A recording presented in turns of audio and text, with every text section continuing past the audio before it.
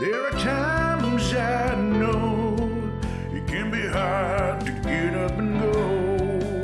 You can always count on those beside you. When you're far from home, it can be hard to go alone. Bring a friend. Oh, bring a friend. When you're on that road, you can share your heavy load. Every day can be a new adventure. When you're far from home, it can be scary to go alone. Bring a friend. Oh, bring a friend.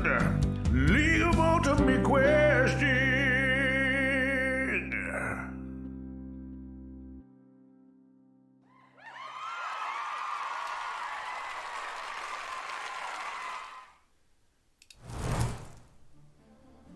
Welcome back, LU Cuties, to this week's episode of the League of Ultimate Questing Battle Access, episode 89, Hart. This is the thrilling conclusion to chapter 21, so I hope all of you are ready. And of course, if this is your first time, I'm your host Dana, and I'm going to be killing time for the first few minutes. Just let everyone see our notifications, get in the chat, settle down, get a cup of tea, and yeah, then I'll start the episode, and stick around because I'll be back afterwards to answer any Q&A. That said, thank you for the question, Wolf. Hope you're feeling better, Dana. I am not. I currently am fighting through a stomach bug, and I don't feel great, so I might not stay on that late tonight. But it is very nice to see all of you. As always, thank you all so much for coming. That includes everyone who's spectating and not participating in chat, but I always like to shout everyone out, so it's good to see a Wolf, Wills. Oh, and thank you for the subscription, Slapdash as well as Golden Stylus, Saved Man, Adrianarchy, which, by the way, love the new name, Wolf, Loose. Hey, we've got a full chat here. And, yeah, so fun fact, obviously I'm not using the green screen today. That's because my hair color gets picked up by the chroma key. So I'm not going to be using the green screen for a hot minute.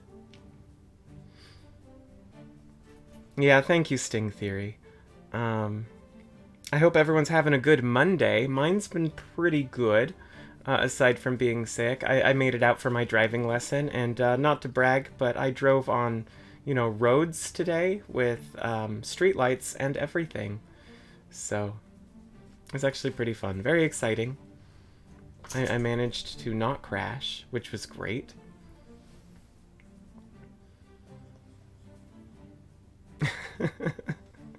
And how are all of you doing in the chat? I'd love to know how's your Monday?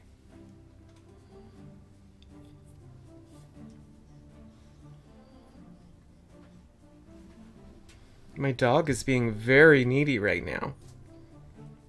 He's slipped into the room and he keeps trying to lick my hands when they're on my lap or the arms of my chair. Stop, buddy. Yeah.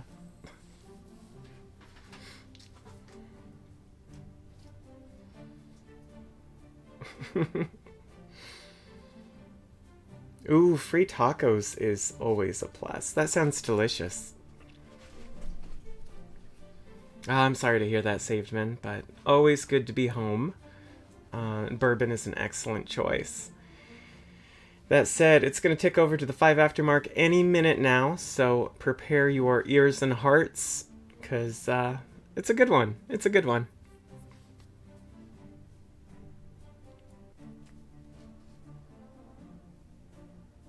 Nine tacos, that's really impressive. I wish I could eat tacos right now, but I'm eating very tummy-friendly bland foods.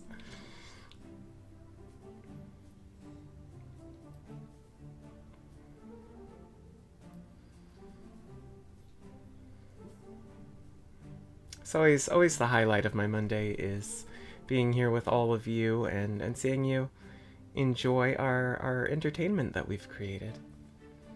That said, we've just hit the mark, so I'm going to go ahead and start the episode.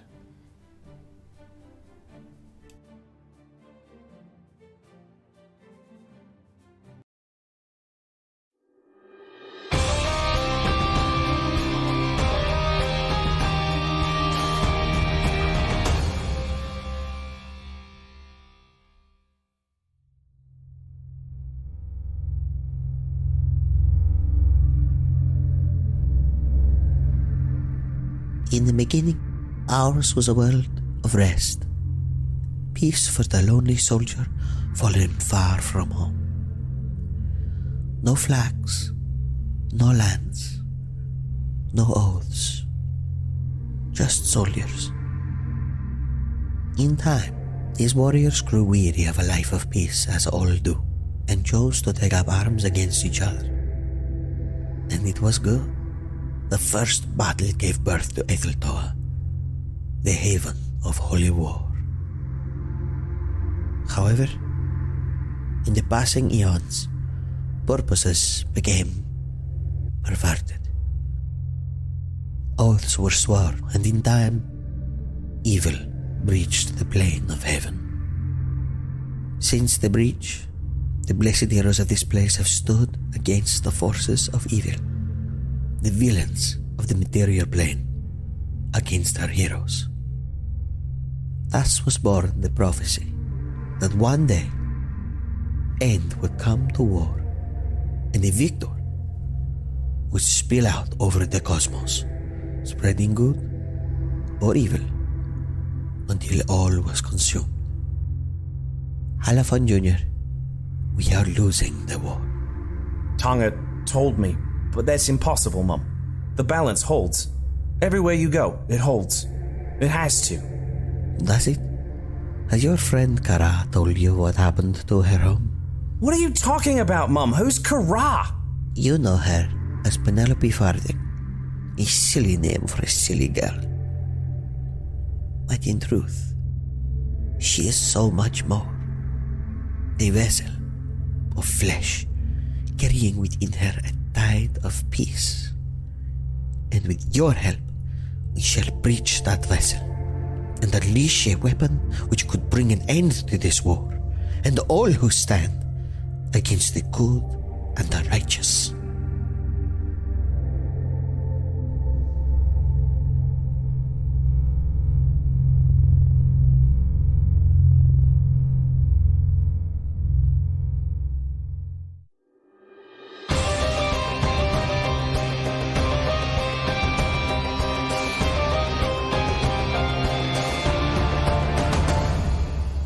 Penelope Isadora walks free of the arch, which leads to the bathhouse at the center of Mount Pharos. There, her friends wait for her.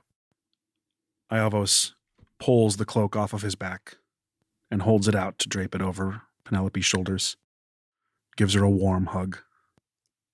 She happily lets you and leans into your embrace. You notice her clutching 2 items in her hands. A patinaed bronze lyre, as well as a laurel crown. I'm not sure what you saw or what you experienced, but just know that I'm very proud of the choices you've made. Penelope, do you know how hard it's going to be killing people with those things? You're going to use the lyre like one of those like apple cutters? Like a garrote? Like a garrote, yeah. No, like an apple cutter. Because you don't just cut once, you cut 6 times. I'm now referring to those things as cheese garrotes. Thank you, Papa.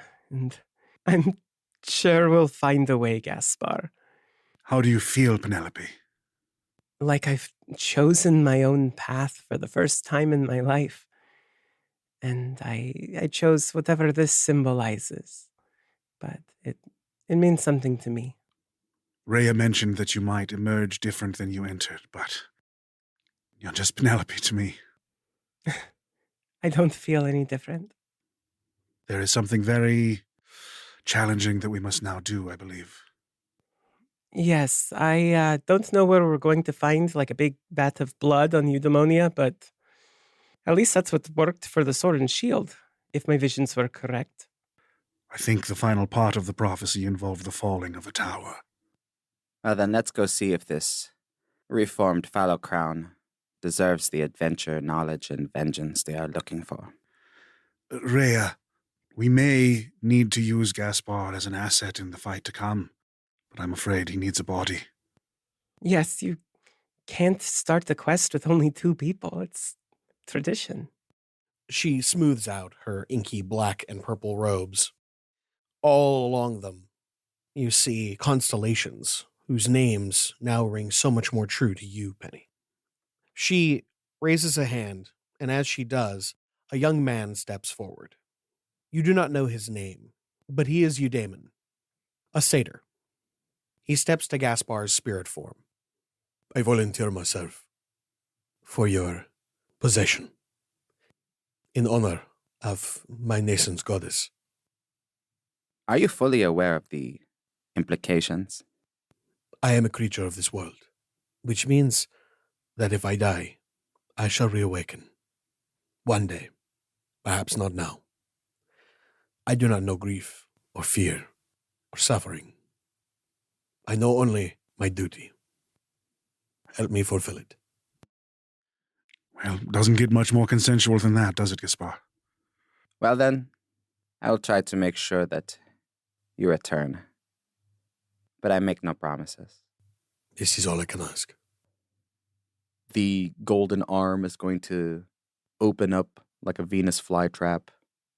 And with that, he eclipses me.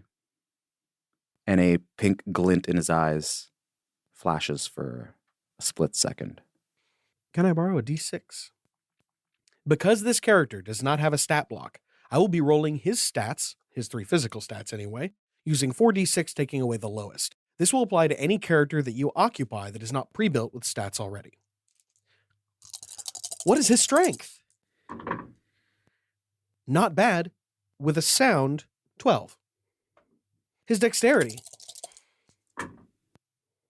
also 12. And finally his constitution, 9. It also gains 2 stat bonuses for its racial modifiers, 2 dexterity and 1 charisma. This character is of 9th level and has a hit dice of 1d8.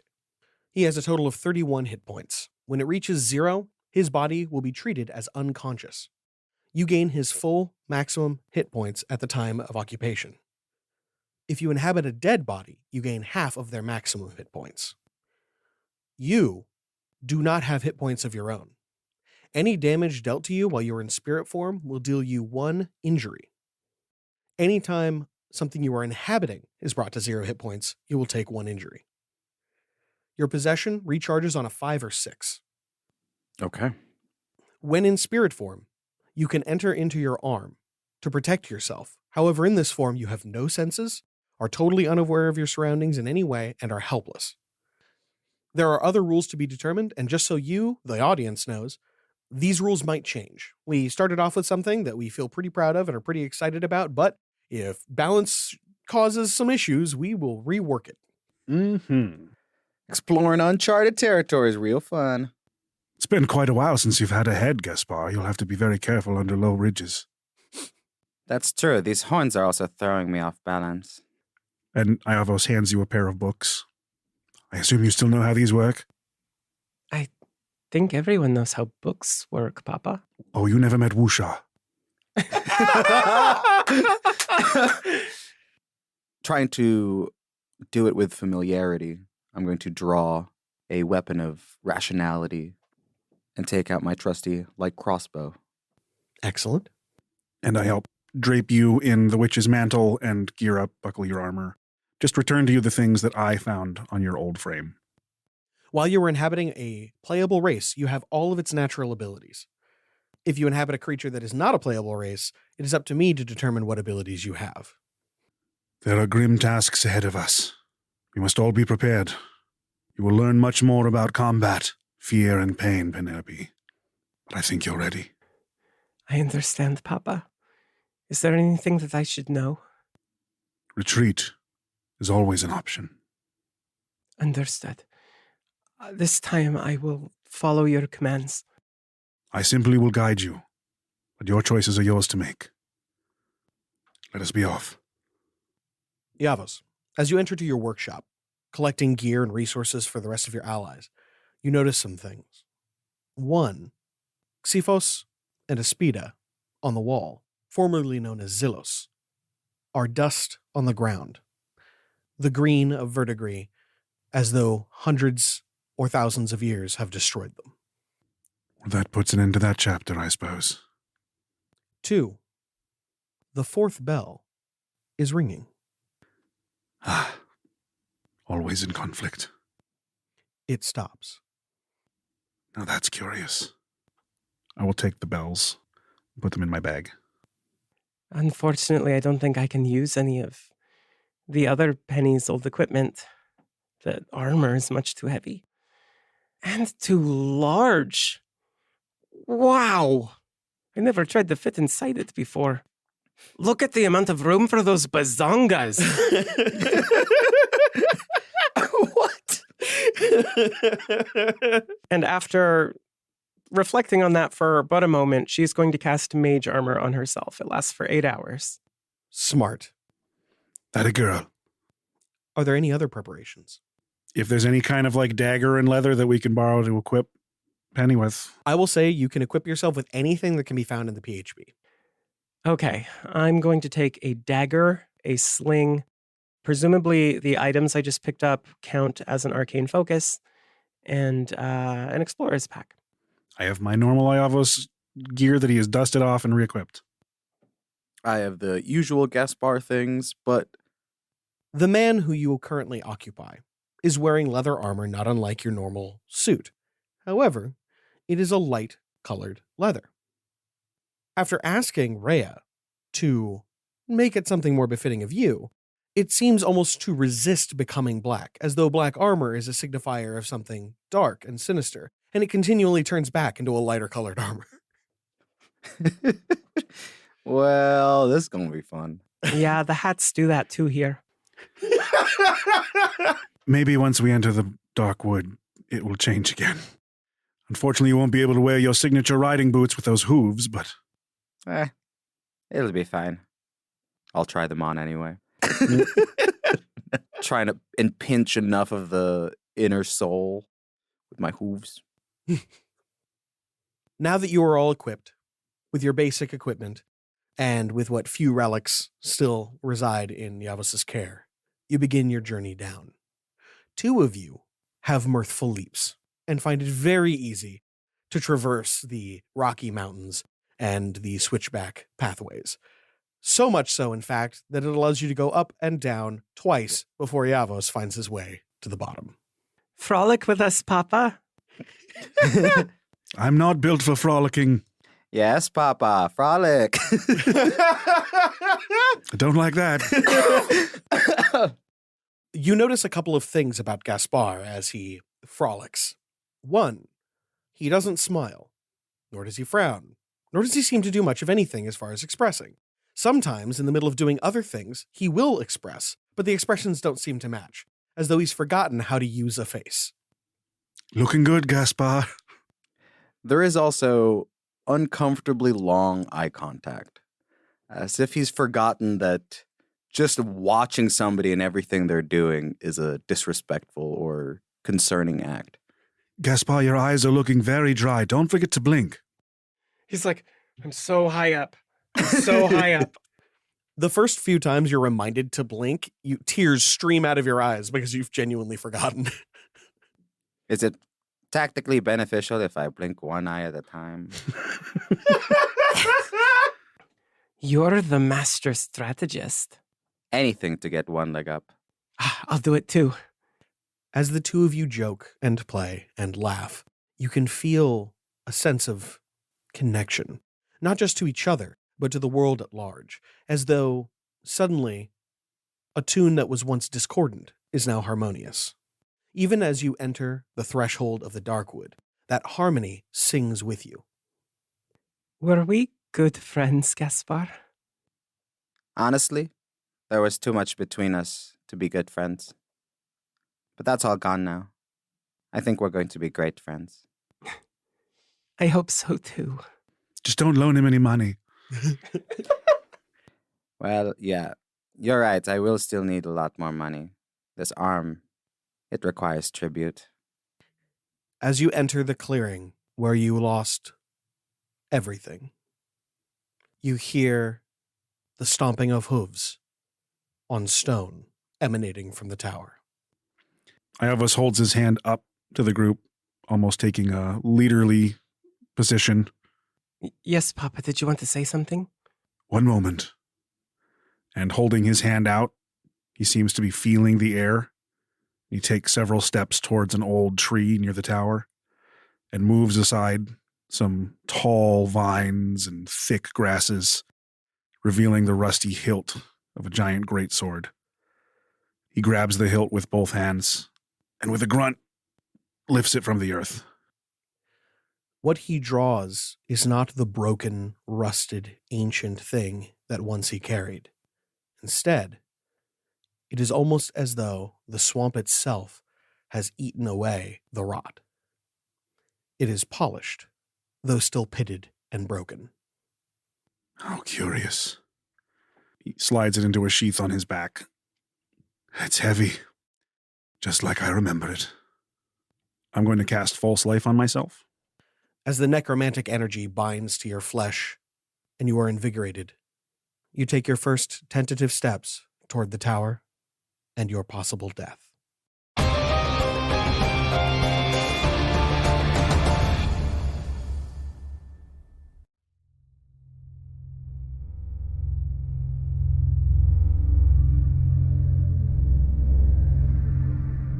You have seen the Deathless, have you not?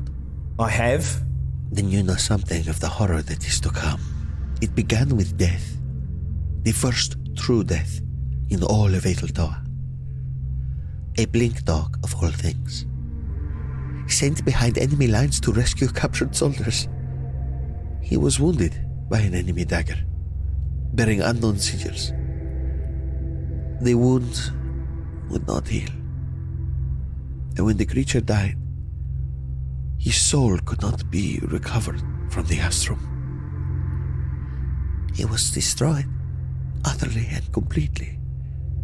A pure life, snuffed out. But then, those mortals who witnessed the death of this creature discovered they could not die. But neither could they heal their battle wounds. We do not know if it is witnessing the true death that caused this undying, or some other force. But since that moment, we have been unable to grant them the peace of oblivion. Ah, fuck. Am I gonna end up like that? All chopped and screwed? Your body will die here, but your soul will live on in one worthy of such a blessing. You don't mean? Halavon Jr., you were meant for more, to be more. Your life as a mortal, a singular, has been a failure beyond measure. But now I have been given the power to rectify the mistake at your birth. Your ally is cursed to wither and rot in this place, trapped in deathless hell. You can relieve him of this fate. The Darkwood can spare him from this curse. But only if you rise as champion and deliver his end by your own hand.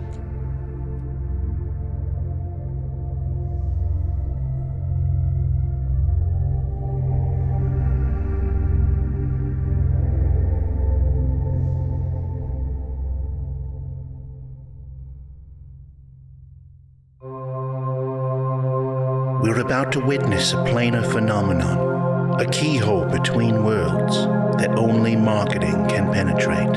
Join me as we glimpse into the Adverse.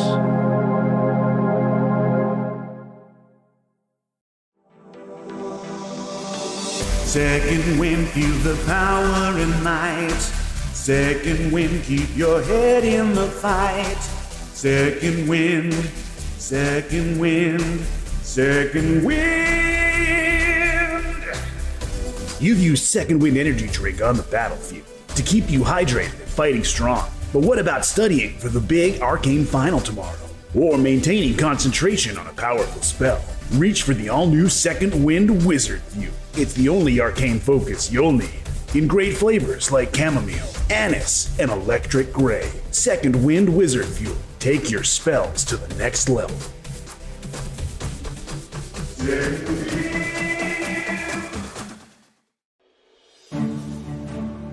Hey, LU cuties. Can I interest you in some mid-roll? You're halfway through this chapter finale, and we hope you're loving it. We've been ahead on recording, so we're just as excited for every Monday to come around as you, the listener, and watch everyone's reactions to the new content. And we're hoping to stay that way, because every fucking Monday is more than just a slogan. It's a driving force for us. We have so many amazing supporters on the Patreon, and as you've heard here in the mid-roll, the top tiers get to be mentioned with their legendary mid-roll teams, and the other top supporters get to make characters to join the show's meta. But as the needs of narrative may shift, we can't always bring those characters into the EXPN as often as we'd like to.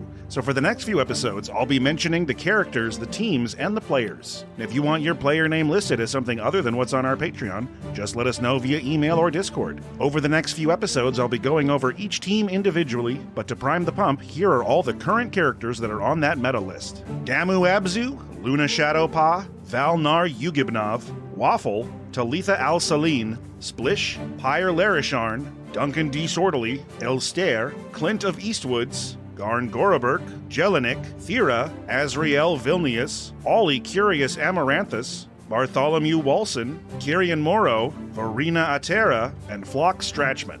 And of course, our legendary mid-roll teams are as follows: the Twilight Concord, the Ceaseless Horde, and this week's featured team, the Titans Rise, with Christopher Mashburn, Dylan Hoyt, aka Meat Dad, John Reinhardt, and Lizaris. To get a personal message right on the show or for possible advertising opportunities, reach out to admin at slap-studios.com. Follow us at twitch.tv/slap-streams for Monday Night Live premieres of the LUQ with Dana and random streaming throughout the week. The temporary mailing address is P.O. Box 2511 Southeast Pine Street, Portland, Oregon 97214 if you have anything you're dying to get the cast and crew. And I'll see you next fucking Monday on the Discord and hopefully on social media. Love you folks, but that's enough out of me. Let's get you back to the battle axis.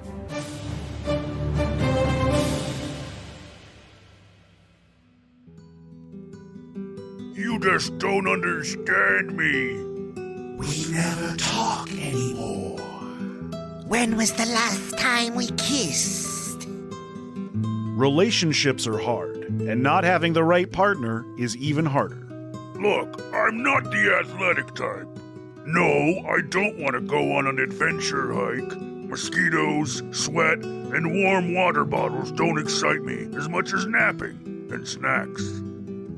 I just want someone I can spend a few years locked away with, reading ancient tomes, meddling minds, and occasionally sneaking out to share a few brains. These men only want me for my body. They stare at my hips and breasts. Sure, if they look me in the eyes, they turn to stone, but I still want to feel respected. Well, good news. Now there's a monster match made just for you at Romanticore. Our monster dating specialists will help you fill out a questionnaire, analyze your romantic needs, and create the perfect partner profile for you, and then build them out of parts from all sorts of living creatures. Maybe you're more into tentacles than thoraxes. Maybe your acidic secretions demand a hardy carapace. Well, now you can mix and match your ideal match at Romanticore. Thanks, Romanticore. Thanks, Romanticore. Thank you, Romanticore. Romanticore. Mixing parts to match hearts.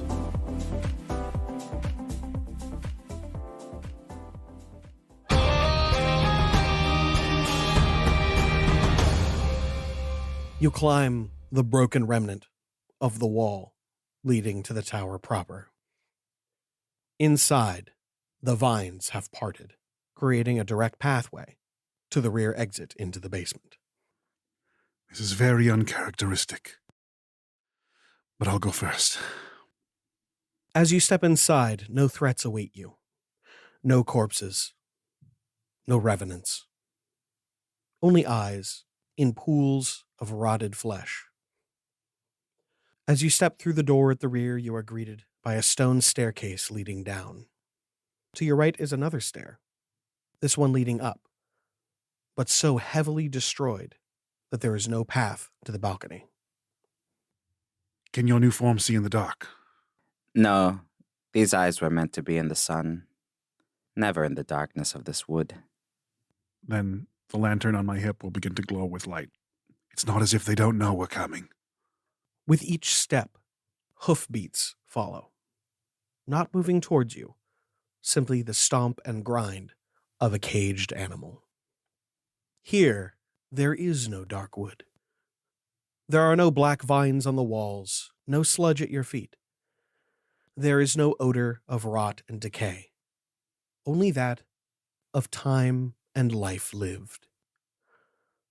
A bed in the corner, a workbench, a desk with chair, a larder, all the trappings of a life long lived. After all, like any living thing, Penny Dreadful had needs. In the center of the room stands a great stag. It is not rotted or decayed. It does not drip with black filth. Its horns are not covered with the bloody velvet. It is simply a stag whose eyes are as black as pitch and seem to pull light into them. It is surrounded by 4 revenants, and all of them turn to look at you, Iavos, as you enter.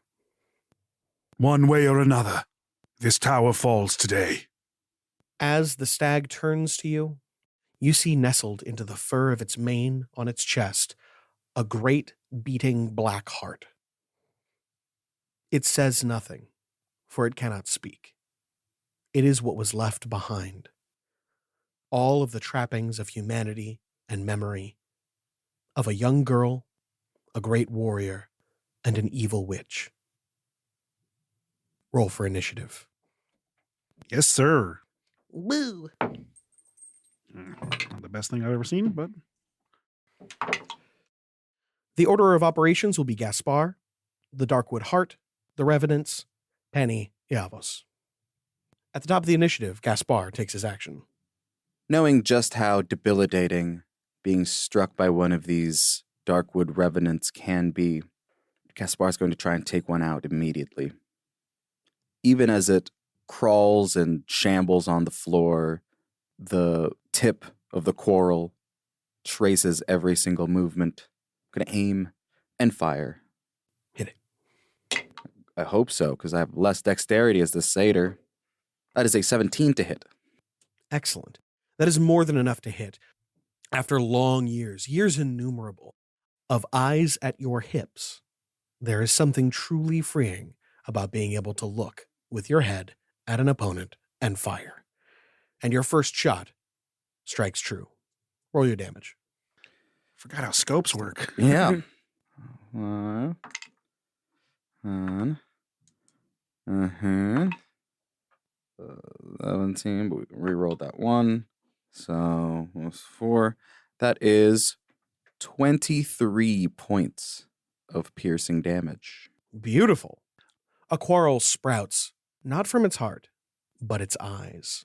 These living, harrowed eyes, and black blood pours free of them. It isn't dead, but it can no longer control this flesh, as it falls to the ground, sloughing into a pile of black, rotted muscle.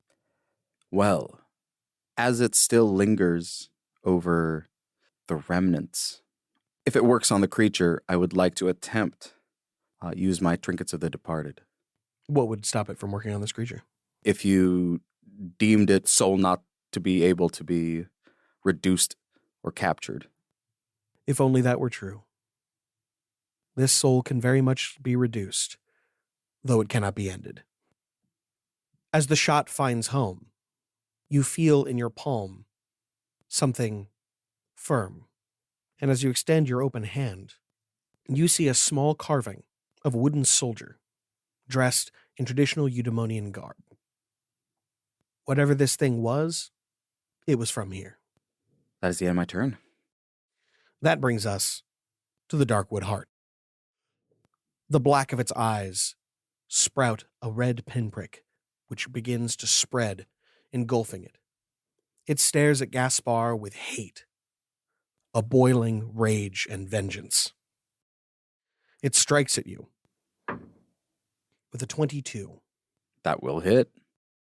It immediately does 1d10 piercing damage, plus 5, for 11, but it also does 1d10 soul damage for 10. Oh, Soul damage can only be healed as a part of a long rest and requires the expenditure of hit dice in the same manner as a short rest. Hit dice used to heal soul damage are unavailable until your next long rest. If you die with more than half of your maximum HP and soul damage, you can only be returned to life with a true resurrection or wish spell. If you die with all of your health as soul damage, you can never be resurrected by any means. This soul damage, being applied to you, extends to any creature you inhabit. And now that it has you, you must roll a DC 18 strength saving throw.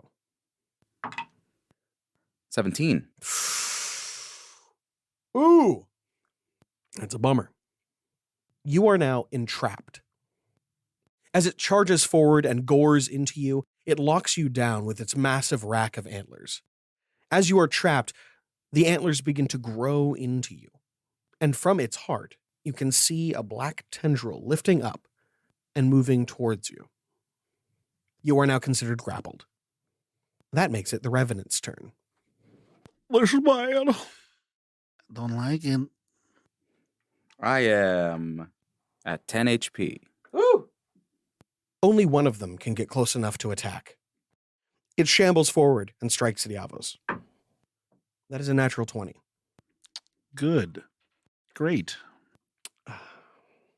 That is going to be a 46 plus 2. Love it. That is 17 plus 2, so 19 damage. And you will also be taking 1 point of strength drain. Okay. Unfortunately, my false life did not stop all of it, so some of it did get through. Tragic. This does no soul damage to you. Understood.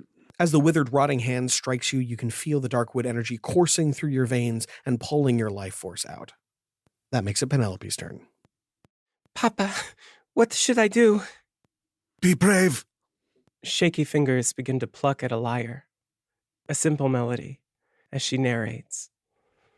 The princess brought her own light into the Darkwood, and it clung to everything like morning frost. That said, this Penelope is a little trickier than other Penelopes, and I'm going to start off with a cantrip. I'm going to cast Mind Sliver. The big boy, the Darkwood Hart, must make an intelligence saving throw. That is a 19 minus 3. The DC is 16. It just meets it. Yeah, so that did not work. Nothing happens. I was really hoping to debuff it before I did this, but I'm going to go for it because everyone's in a great placement. Penelope is going to invoke a sorcery secret.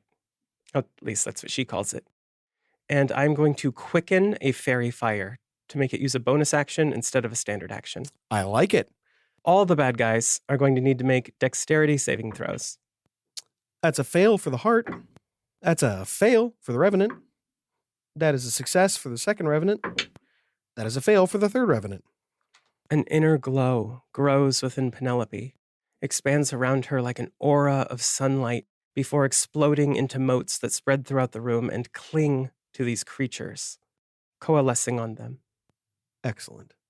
That makes it Yavos' turn. I'm going to use my spell Reap and Sow. So every creature within 10 feet of me, of my choice, needs to make a Constitution saving throw, or they're going to take damage. Using a spell secret, I'm going to turn this necrotic damage into radiant damage. Right on its fucking head. I like that. You say Constitution? And this is going to be cast at 4th level. The Darkwood Hart succeeds famously with a 22.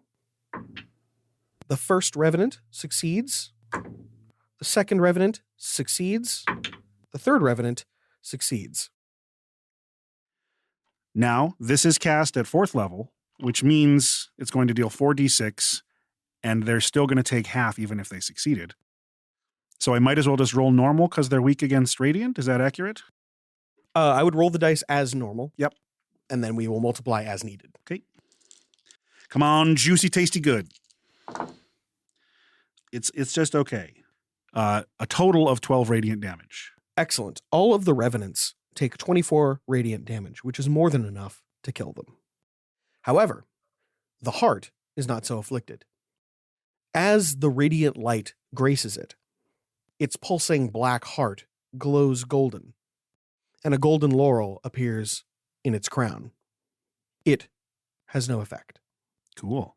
The good news is, though, because I cast that and Gaspar is in the area, you can regain up to 3 hit dice that you can roll because I cast it at 4th level. And since I'm currently In inhabiting living meat. a living person, I may heal. You may heal when you are inhabiting a living creature. And we have learned this creature has D8 hit dice. Mm-hmm. It's a 5, 6. That is a 9 total. It's something. It's something. Hey, if I can get rid of those revenants before they rip our strength out of our buttholes, I'll take it. Oh, yeah. Goodbye, 4th level spell slot. I'll miss you. This brings us back to Gaspar's turn. There's only one very obvious thing to do now that this heart of the Darkwood is glowing with fairy fire. Gaspar looks towards little Penelope. The littlest. The littlest. Lil P. With a little bit of pain and regret from a memory, will flinch, look over to Iavos and shrug his shoulders. That's what I do best. And stab at this thing's heart. Awesome. Fairy fire gives me advantage. Hoping I can crit. It's a 21 to hit. Excellent. That does hit. All around you, the flesh of the revenants begins to dissolve in the radiant light. The heart, however, is invigorated and ready to strike. Then plus my new dexterity of 2. That is 29 points of damage. Piercing? Piercing. You stab the paper blade into the heart of the Darkwood. The heart quivers and beats, pouring black and golden blood onto the ground. That makes it the heart's turn. You did not break your grapple. You are not free of its grasp. And as such, it uses its turn to cast Seed of the Darkwood. Please roll me a wisdom saving throw. I believe in natural 20. Satyr. Is this a magical effect? This is a spell-like ability. Then that is a 2 - 1. We got nerfed, man. Jesus! 2 - 1. You will immediately take 2d6 soul damage. For 10. You will take an additional 1d6 soul damage every turn. If this body should die while the seed is inside of it, and it has less than 8 hit die, it will resurrect as a revenant. If it has more than 8 hit dice, it will resurrect as a Darkwood heart. Nasty. Nasty. That brings us to the revenants, who are all dead. And now, Penelope. That was so strange. Is it immune to radiance? It seems so. If you would like, you can attempt to make an arcana or religion check to see if you can ascertain this thing's nature. Which, by the way, going forward, if any of you want to use intelligence rolls to try and determine the weaknesses or abilities or whatever of creatures, you're welcome to do so. Yeah, I'll totally make an arcana check. Of course. 6. You stare into the heart of this heart, and you try to ascertain its nature. But you are not connected to it. At least, you don't think you are. You lack the memories, the connection, the context to grasp the nature of the Darkwood. After all, your father never taught you about this place. What are you? Strange... you strange beast. Strange piece of shit. You weird bastard. Talk to me about soul damage. Is there any way to heal it? No! It can only be healed with a long rest and must expend hit dice to do so. That's great. It's so good! Which means Gaspar technically just has 11 hit points. The Seed of the Darkwood can only be removed with a DC 20 Arcana or Religion check. Go on. Everything's all right. Continuing to pluck at the lyre, Penelope intones, Although this body was new and strange, the shadow quickly fell back into his old graces. I'm going to grant you a 1d6 Bardic Inspiration, Gaspar. And then with my standard action, I'm going to try to Mind Sliver this big old deer boy again. Hey, And that's an intelligence save. can do. Oh boy, that is a natural 1. Yay! I like that. It's a pretty dumb fucker, too. It's got 4 intelligence, so he was definitely on the disadvantage to begin with. I mean, sure, it's a conduit for some natural evil, but it's still just an elk. It's just a goddamn deer. Well, it better buckle up, because it's taken 1 point of psychic damage. Oh! But its next saving throw is at -3. I like it. And that makes it Yavos' turn. Okay. I am watching as Gaspar is struggling with this embedded seed of evil as the black and gold liquid pours over him. And my instincts to heal my friend are strong. So I'm going to use my action to attempt to remove this tainted seed from his goatee form. I love it. Remove the seed from his taint. With a snap of my fingers, Opus appears, open to a page of Satyr anatomy, which is going to give me advantage on my knowledge check to try to overcome this. I like it. Let's do Arcana. Well, I rolled pretty bad, but I did get a 21. Before you do this, I should warn you, in order to do so, he is engaged in a grapple. You will need to join the grapple. Interesting. You will also need, that will by necessity mean you are also grappling the Hart. Okay. I accept the terms. Okay. I accept the terms. I can get out. Like, I can get out too. Okay. So, leaping foolishly into the cage of these antlers to help Gaspar, I get a 21 for my Arcana check to purge him of the seed. I love it. That is just enough by 1 fucking extra point in order to remove the Heart Seed. You are no longer suffering soul damage every turn. You are also immune to the Heart Seed for 24 hours. Hey, that's cool. As he struggles to get to Gaspar, one of the prongs of the sharp antlers breaks loose the greatsword from his back. A pair of spectral warrior hands grips the blade before it falls, and Iavos uses his bonus action to cast a 3rd-level spiritual weapon to begin striking at the heart with the newly polished plowshare. I like that. This won't cause you to fail if you fail, but I would like you to roll a sleight of hand to see how well you successfully cast the somatic incantation and also free the sword. Okay. 11. Total? Yes. Okay. I have no modifier to this roll.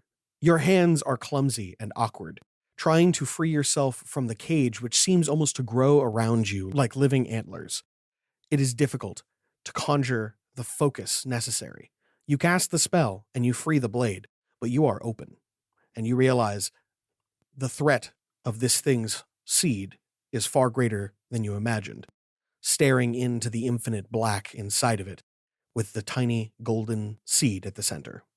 Well, it's either my almost dead friend or my daughter. I might as well be the tank for this fight. Thankfully, the fairy fire grants the blade advantage to hit. Mm-hmm. Oh, so close to a crit. So close. But it is 25. That hits. So it's going to take not very much, plus 3. So 6 force damage from a shitty roll. Okay. As the ethereal blade strikes the heart, it does not seem to react. It seems to ignore pain, ignore the injury. However, the thick black blood that pours free of the wound is proof enough that you are doing it harm. Got it. That makes it Gaspar's turn. All right. Now just help me out. I believe I can't do incorporeal movement when I'm in a living creature, right? Correct. Well, being grappled here is not ideal. I feel like I've done my work for my team. So I'm going to attempt to break this grapple with an acrobatics check. Do it up. Contested, right? Yes. Or unless you have a DC for your stat block. Yeah, some things have like a passive grappled escape. Yeah. There's nothing specifically illustrated here, so I'll go ahead and set the target at 18. Okay. With my new dexterity. That is a 23. Ooh! As 2 sets of hands and 2 bodies wriggle against its almost infinite overlapping antlers, you manage to just barely slide clear of the sharp, jagged points, leaving Yavos to tend to himself. But my soul is in tatters. I'm then going to use my bonus action to disengage, cunningly, and make my way to the other side of the room. Kicking off the wall, leaping over the antlers of this stag. Iavos, I trust you to get out of there on your own. That or die trying. That makes it the Hart's turn. Hello. You are in its grasp. It turns to you, its antlers now a cage of calcified briars enclosing you. It seems to lift itself up, and its heart extends out to you, black and gold tendrils. I would like you to make me a wisdom save. Just double check my class bonus so I don't forget. It's pretty good. Fingers crossed. No, probably not. 16. That is not enough to overcome the DC 18 wisdom saving throw. Dang. I had the best chance, though. It immediately deals you 2d6 soul damage. For 6. 6 soul damage. And you will take 1 additional every turn. It trumpets, snorts, and paws at the ground. It does not seem to want to stomp on you or do anything other than simply incorporate you into its dark wood. That makes it Penny's turn. I don't know what to do, Papa.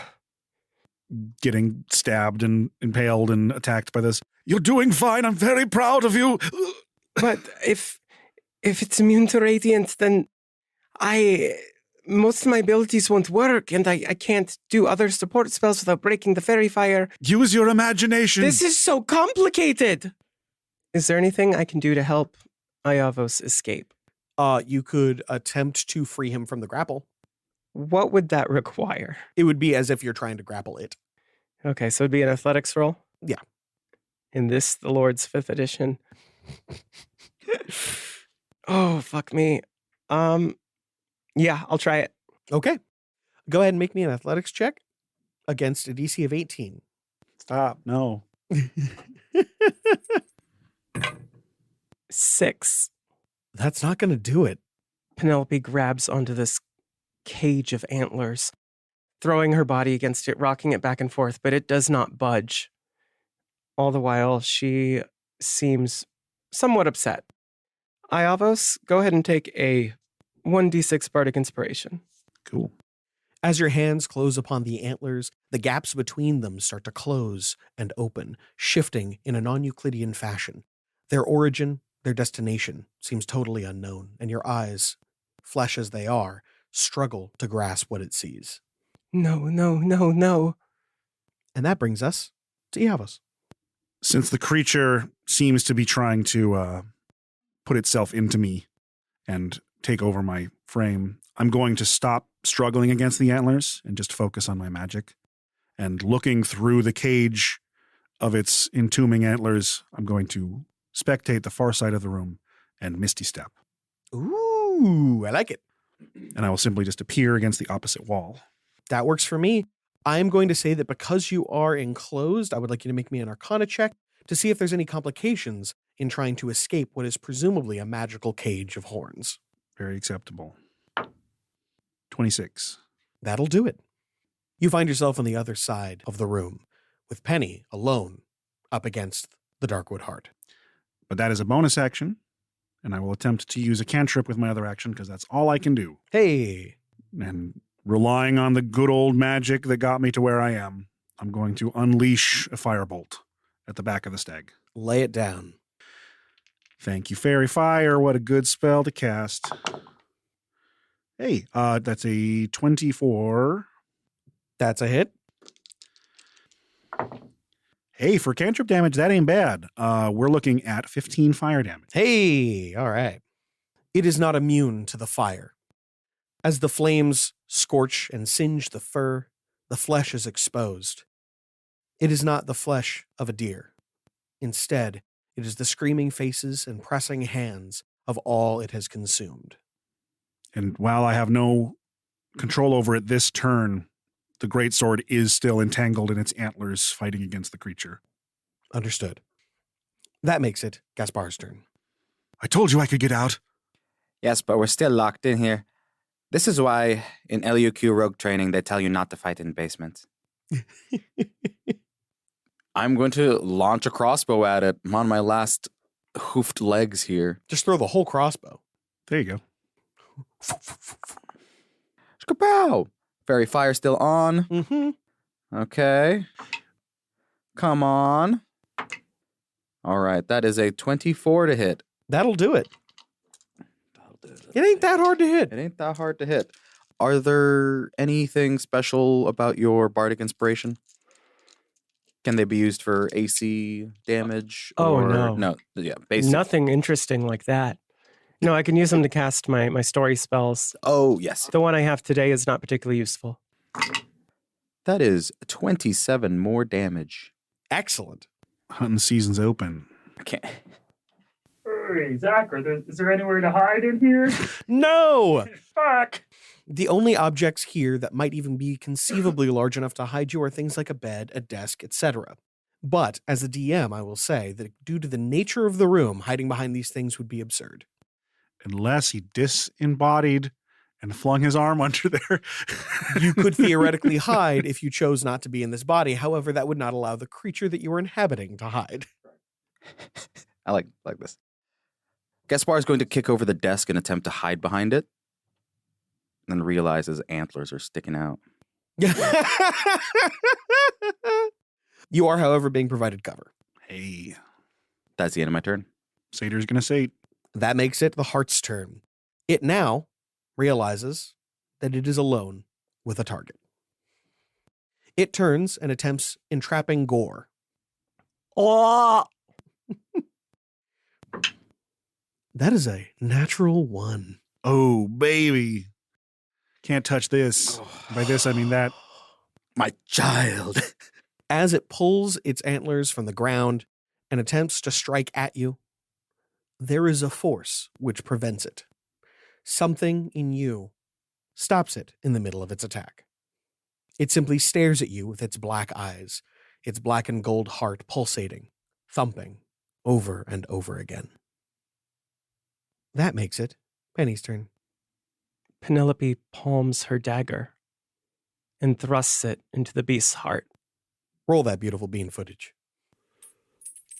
I'm not afraid of you.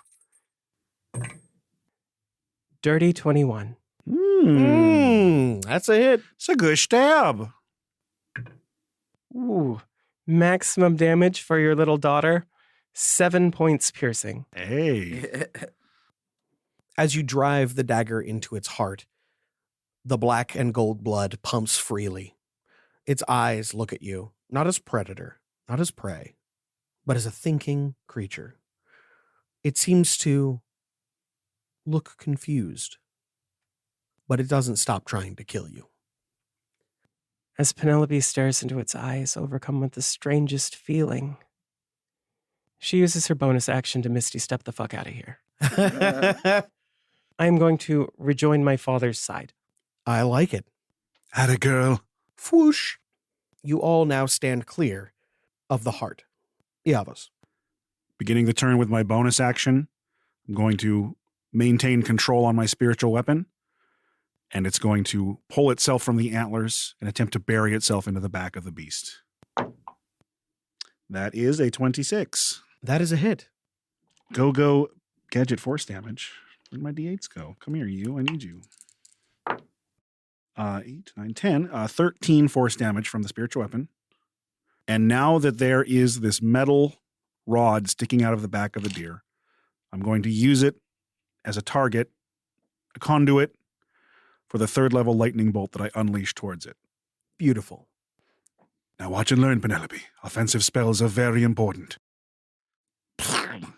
So that is a dex saving throw from the heart. That is a natural 1. Wonderful. Times you regret giving all your D6s to Gaspar. I'm good. I got plenty. Those are not 11. hot rolls, my man. 11. 28 lightning damage. Jesus, even with all those ones, huh? A lot of 6s made up for it. The electrical energy courses through the body of this creature, arcs jumping between the antlers, charring and scorching the bone. But it does not die. It should be dead. And yet it lives on, barely holding itself together. You know when you've killed something, and this creature is gone. As it turns to you, the flesh of its face has charred off, leaving a deer skull. Its antlers are not those of a deer, but instead the jointed finger bones of hundreds upon hundreds of hands. It is dead, but the heart lives on. I would like you to roll me a religion check. I was going to ask, but it was the end of my turn. 30. It has wounded you in a way that you've only been wounded once before, and you imagine that may be the only way to kill it. Using the rest of my move action, I look to Gaspar's obvious hiding spot. I say, catch! And I pull the plural slaying dagger off my belt and toss it to you hilt first. That makes it Gaspar's turn. Gaspar observes the dagger, the balance of it being very familiar. He points it outwards instead of inwards this time. You really want to go inside of Hart's, don't you? Leaping over the desk with his mirthful leaping, hooved legs, borrowed to him by a devoted satyr. Mirthful assassination. I will execute a mirthful assassination on this thing. I love it. I've got laser targeting from Penelope. Yes. I've got the dead drop handoff from Iavos. Here we go. Those other two were terrible, but that is a 21 to hit. More than enough.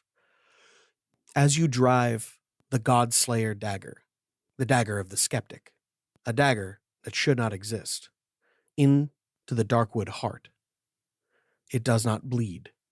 It simply collapses, closes like an eye. You can feel the wound spreading through the place, through the darkwood that surrounds you.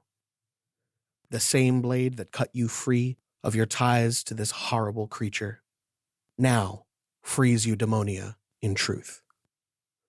And outside, the first blooms of spring blossom on the darkwood tree.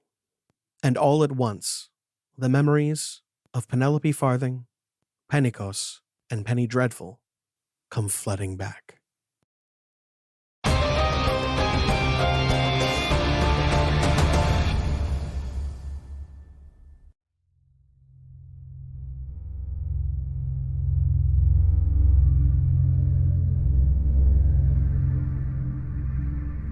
Mum, he's my friend. I'm not gonna kill him. Thanks, bro.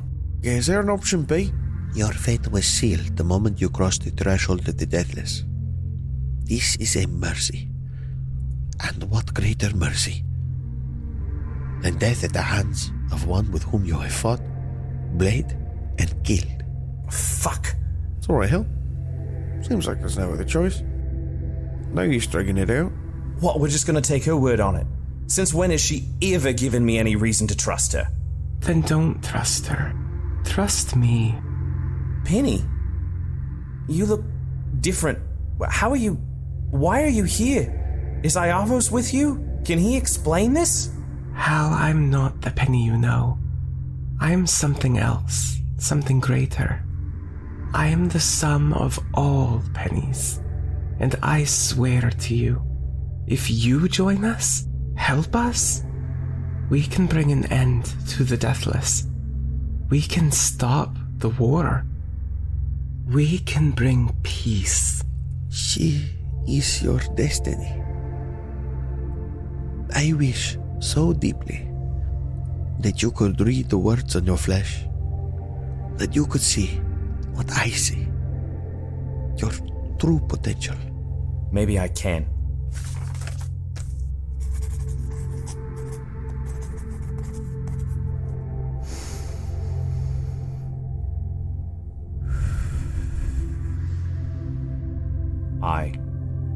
I accept.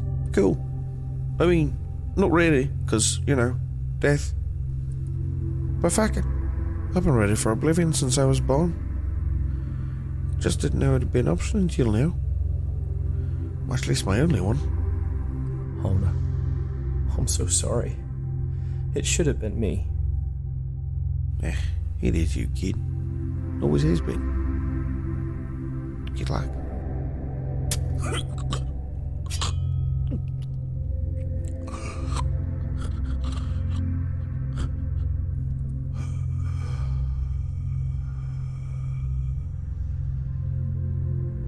What do I have to do now? Just tell me what to do. Now you and he become one. Sup of his essence. Take on his mantle. Rise as 2 of 3. A celestial to be. I can't feel him. I thought maybe I would hear him. Feel him. He is there, Alavan Jr. His mantle, his power is yours to command, and in time, you will be greater still. You said 2 of 3. There is another, a child of the heavens who you must bless with your gift. Come, my son. We have much to discuss.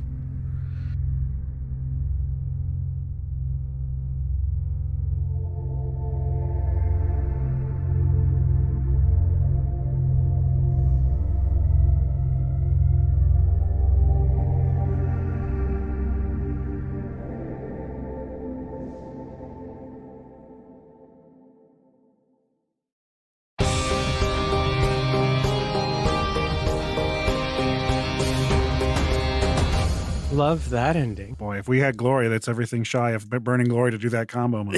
Yeah, absolutely. How much health do you have left that isn't soul damaged? 9. Ooh. So, I mean, theoretically, right, I could jump into another Revenant. Wrong. I have so much soul damage that if I jumped into one, I instantly die. Exactly. You have to be very careful. Yeah. I was, that was quite the warm-up. Deadly. I like soul damage. I like it a lot. Oh, yeah. The threat was there. That might be one of like the tightest and most careful fights you've fought. Like that was a scary one. Yeah, that was like my kit's not bad actually. I kind of need a 4th team member. That's fair. A little bit. But the main problem was that my concentration was used up. It was immune to my primary damage type. I have a lot of healing, but I can't heal soul damage. And at one point, if it went one more round, I was strongly considering, because you said it looked intelligent, I was considering dropping Fairy Fire to cast Hideous Laughter. I heard Tidious Laughter, and I like that. That is a different spell. That's Tedious Titter. Tidious Titter. Tasha's Tedious Titter. But yeah, I definitely think I'm going to go to like some kind of sorcery boot camp and rework my That's totally fair. my thing a little bit. We'll get you a wand. Just a wand of magic missile. Good old. Just the backup strap. Any Favy Momos? That's what I want to hear. Ooh. I mean, I love getting my ass kicked. Mm-hmm. Yeah. Right? You are a sucker, a glutton for the punishments. Yeah. When I feel like I better make the right choice and it better roll well, or else I die, that's what I live for right there. This is a fragile Gaspard. Well, we rolled for that guy's stats, and the -1 con was not the clutchest of. Yeah, it was scary. Yeah, but that's what I was hoping for to get out of this. I So like the idea that Randy's I just roll a straight up fucking D4 minus lowest. Mm-hmm. Whatever RNGesus decides to send me, and you're just praying for those 318s. You Yeah. know? I like that we designed it, and I got the instant reward out of it. Yeah. So that was great. Favy moments, my ass getting kicked. I love it. Good. I'm not used to playing Iavos as I'll go first ever. Being the most experienced and second most hit points felt wrong. I mean, it felt right narratively, but it's like I'm still a wizard.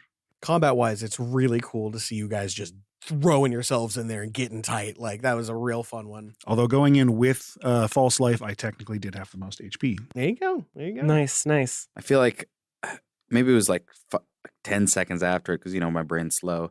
I was like, oh, I should have said something like the bravery of a father. Just to acknowledge it. How stupid. How stupid. God, that was a tough fight. You're Uncle Gaspar now. I love It's true. Uncle G. I really liked the imagery of the antler cage and things like that. It was a very fun creature. And then the when it just turned gold when you hit it, it threw me for a loop. Mm-hmm. Originally my goal was I wanted it to look normal, and then as you heard it, it gets more and more like Lovecraftian. And I was really, I also really liked the whole like non-Euclidean antlers folding in on each other and like changing shape. So was it like immune to radiant damage? Mm-hmm. Okay. Yeah, it's immune to radiant and necrotic. Okay, I just want to make sure that was the right read. Mm-hmm. This actually started off as a modification on a new creature from the Dragonlance books. It's called like an Onkelox or something like that. It's like this undead thing, but as I was changing things, I was like, not much of this is going to stick around. A lot of this is going to change. Look, to reskin monsters for eudaimonia, just got to make it a deer. Right? Take any monster, deerify it. Add antlers. Done. And to clarify, this thing was the everything left behind by everything in the Darkwood, but everything you've ever been. That includes your mother, your father. Oh yeah, I caught that. Yeah, so like all of the leftovers. I did catch that, and but Penny didn't, and yeah. No. But now she does. Mm-hmm. I was playing the tank. That was my favorite. I mean, while it was out of my comfort zone, I liked having to do it. For me, I really liked the lead up to it, the fight. I love the fact that you guys were just fun. And like the idea that after spending a year and change together, the somberness kind of started to disappear. And that all of you kind of like got back into your fallow crown groove. It was really nice to see, I don't know, some of the old characters come back. After like 7 episodes now of pretty grim shit. It just feels nice to have some relaxation happen and some chill. Even us as players, we did more goofing in this episode than most of the other ones. Agreed. Mm-hmm. Yeah. And I want to see more of that. And generally, I want to see a lot more episodic fun from the coming chapters. And you're going to see a lot more of that from me. Let's just go around the table, starting with... Cool. I'm Angelo Kaluag. I play a fraction of a phantom rogue named Gaspar. I am Dana Ebert. I play Penelope Isadora. I think y'all can figure out her class by now, but she is a level 3 College of Spirits Bard, level 6 Divine Soul Sorcerer. The construction on TPK Brewing started yesterday. Woo! So we're in demolition right now, which is very exciting. Demolition's always exciting. Mm-hmm. My name is Law. I play Papa Isadora, witness to the Withering Acre and scion of the new Penelope. And I'm Law, creative director Slapdash. I'm Zach Barkus, the dungeon boy. I am also the heart of the Darkwood. I don't know what to say. I'm so happy. I'm so thrilled. Sam, I hope you've enjoyed the fact that all of these were sub 2 hours. Bree, if you're listening to this, I'm really looking forward to some of the maps you and I have been talking about the upcoming chapters. Hoo boy. And all of you can anticipate the return of Max Hobbs sometime in the next 2 months, assuming that inexplicably baby situations don't get worse. But I cannot promise that you will ever see Wusha again. We'll see how that plays out. Bum, bum, bum. And until next time, we wish you luck.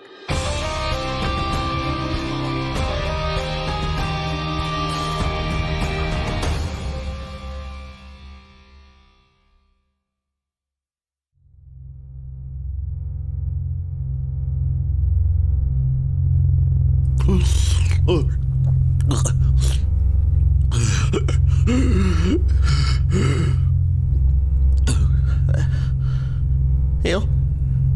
Oh, God's hell. Help. I'm still here. Please help. Oh, it didn't work. Oh, fuck. Oh, God, it didn't work. Help me. Help me. Oh, God, somebody help me.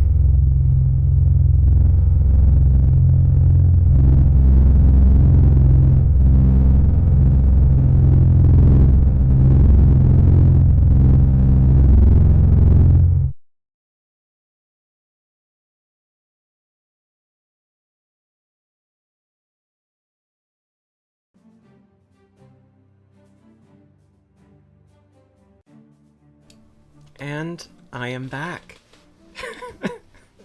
Yeah, that was a late addition. I only knew about it because I saw it in the meta script, and I was like, Jesus fuck. Like, what a thing. But yeah, that was the episode. I hope everyone enjoyed it. It was lighter hearted.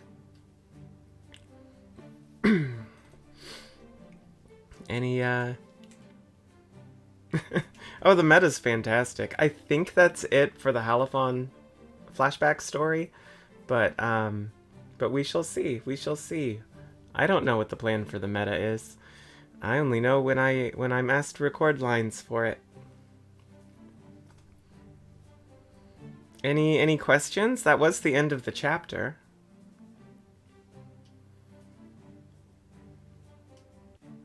Or comments? I'm glad you liked it, B.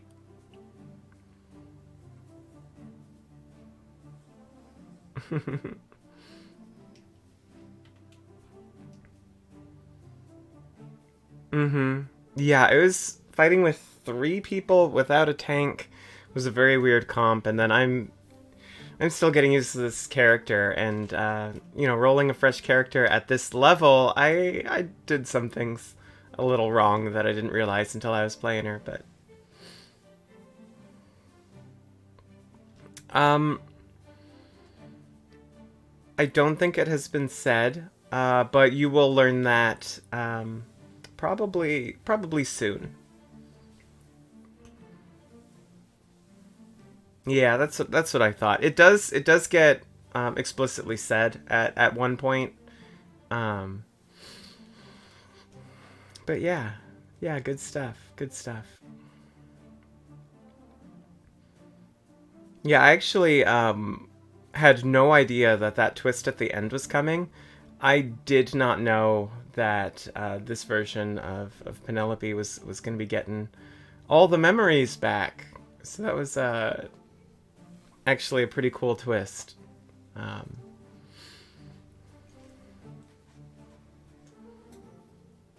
One that I continue to be very excited about.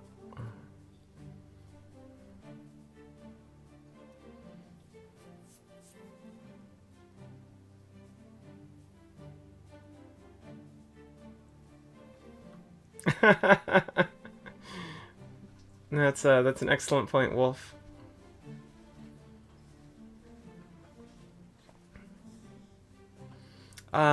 Yeah, so based on the end there, she got back the memories of original Penny, original to this show Penny, rather, of Pentecost and of Penny Dreadful, who is one of the first Pennies, actually, if not the first.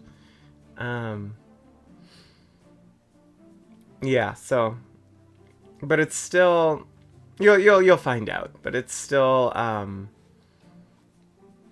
like this Penny Isadora still retains like her own identity and her own memories, like separate from those. It just, it's interesting. It's fun to play.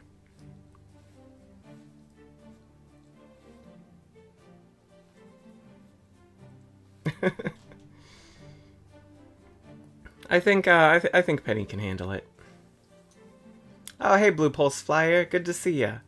I sorry to hear about your internet issues, but I'm super happy that we eventually got to see you. Multiple Penny disorder. Yeah, I suppose that's always been the case, though.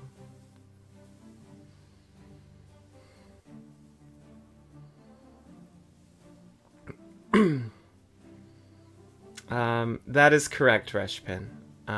Penny Dreadful was killed by the dagger. At least as far as I know. Always gonna leave an asterisk on things like that. At the end of the day, I'm not the game master, but I believe that's true.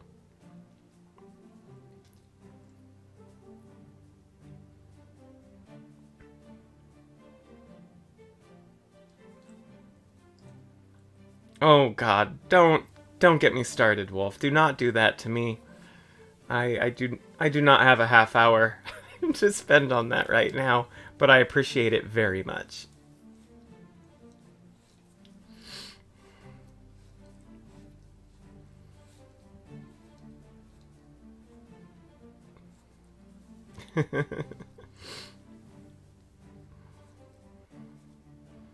But yeah, doesn't surprise me if there are a few questions. Most of that episode was a fight. But yeah, my main oversight in designing this penny is I was a little fast and loose with picking her spells, because I'm just like, she just has to be playable. And nearly everything I pick, like basically, I don't think I had any leveled spells that were not radiant damage. And so I thought, oh, I have to go back and fix that later, because yeah, that, especially in this campaign, there's so much like radiant necrotic type stuff that I gotta just pick up like a fire spell or something.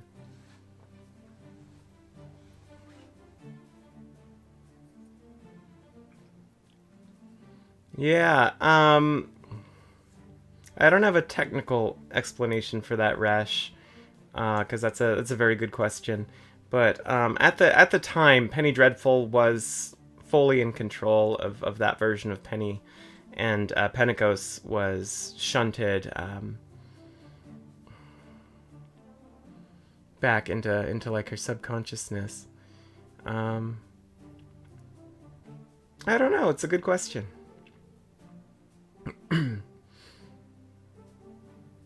And actually, now that I think about it, yeah, they probably were all destroyed. At least the ones that were in synchronicity. Because Pentecost doesn't exist anymore, because same with Echo Penny, like none of them exist anymore, because the things that were left were kind of used by Calliope to make Penny Isadora. Now I'm just thinking through it. Yeah, I think Pentecost probably died at the same time, now that I think about it.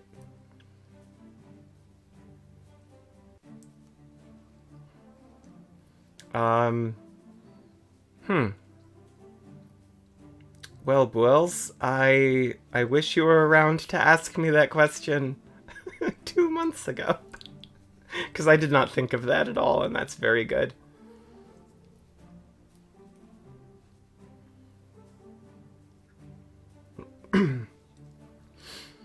I would love that, Blue Pulse, but no, that I don't think that'd be funnier for more than like 20 minutes.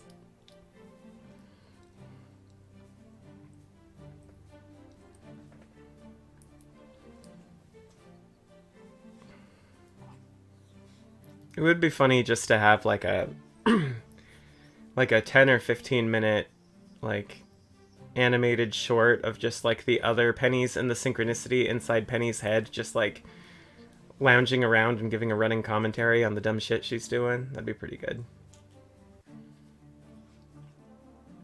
Now there's an idea, Wolf. No, that'd be super funny.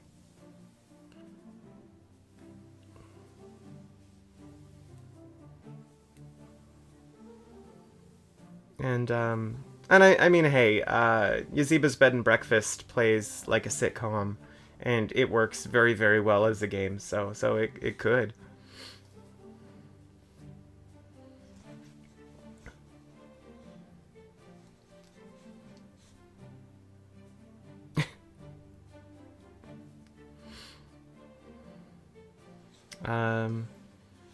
Fun fact, this Penelope, her background is I made her a custom background called Scion's Daughter, and it comes with cooking tool proficiency. So she could make a stew. Oh, that's a super fun question, Wolf. You should totally ask that in questions or spoilers or wherever you think it should go. Because that's a very fun question.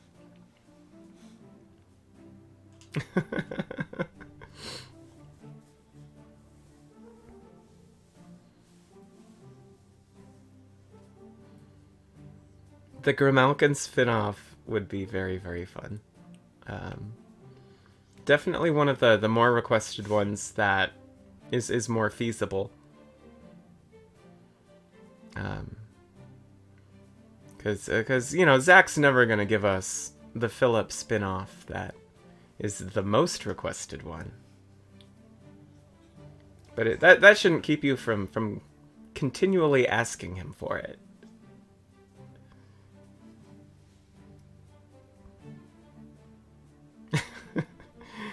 Okay, well, like I said, I'm not going to stick around too long. I'm unfortunately not feeling 100%. Oh yeah, everyone at this point can do pretty much everyone's voices. So the cast would have no problem doing Penny's. It would be hilarious. But yeah, I am going to call it a night. So thank you all so much for coming and listening to the episode. Have a fantastic rest of your week, and until next time, we wish you luck.